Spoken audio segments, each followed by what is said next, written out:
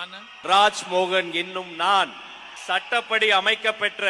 இந்திய அரசியல் அமைப்பின் பால் உண்மையான நம்பிக்கையும் மாறா பற்றும் கொண்டிருப்பேன் என்றும் இந்திய நாட்டின் ஒப்பில்லாத முழு முதல் ஆட்சியையும் ஒருமையையும் நிலை நிறுத்துவேன் என்றும் தமிழ்நாட்டு அரசின் அமைச்சராக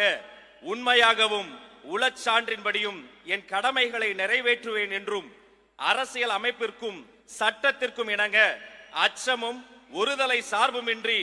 விருப்பு வெறுப்பை விலக்கி பலதரப்பட்ட மக்கள் அனைவருக்கும் நேர்மையானதை செய்வேன் என்றும் ஆண்டவன் மீது ஆணையிட்டு உறுதி கூறுகிறேன்.